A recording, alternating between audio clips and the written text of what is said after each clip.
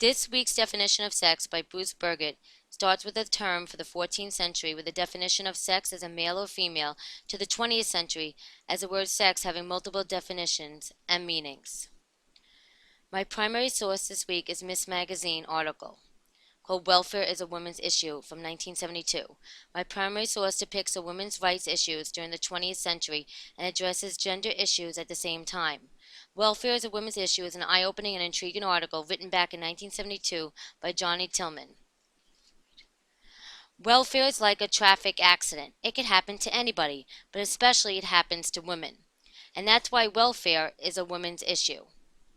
For a lot of middle-class women in this country, women's liberation is a matter of concern. For women on welfare, it's a matter of survival.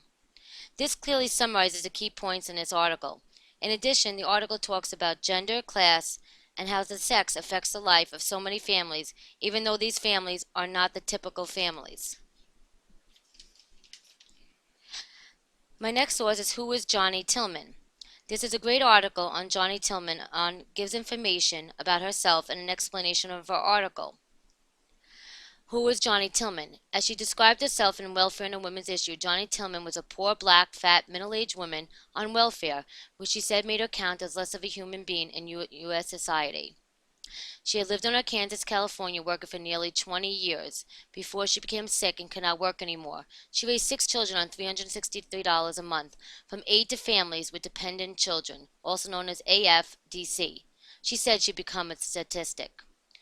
For Johnny Tillman, it was simple. Welfare was a women's issue because it could happen to anybody, but especially it happens to women. 99% of families on AFDC were headed by women. If an able-bodied man was around, the family was not eligible for welfare. As a condition of aid, women may have to agree to birth control or even sterilization procedures. The work ethic was a double standard.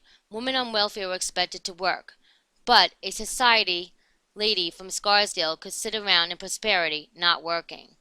There was no dignity of work and jobs then paid less than a minimum wage and were not enough to keep a woman's children from starving. In the decades, the premier issue of Miss Welfare has continued to be a subject of political and media debate. Johnny Tillman led the National Welfare Rights Organization and worked with legislators and government committees on concerns related to welfare. She died in 1995, remembered for her pivotal role in making welfare a feminist issue. This is an article by Carol Glassman on Women in the Welfare System, a woman's liberation perspective on welfare issues. This is yet another great article on the welfare system. At the time of writing Women in the Welfare System, if a husband and wife separated, this often put the woman on welfare.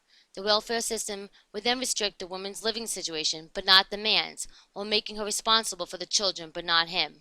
Furthermore, Carol Glassman points out, a single man at this time could earn $310 a month before the government considered him capable of contributing to support his family. However, that amount would be considered enough to support a woman and 3 children on the welfare budget. This shows gender bias between men and women. It also shows how the female sex was always at a big disadvantage. The poor class, gender issues, and how women were viewed and treated in society had a big impact on women in America.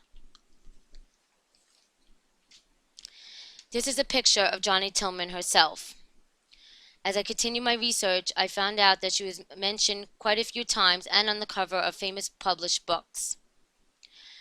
Race and discrimination goes beyond just women. As we studied in previous weeks, it involves gender, race, class, and culture. It is all tied together to form what American culture has been in the past and it is today.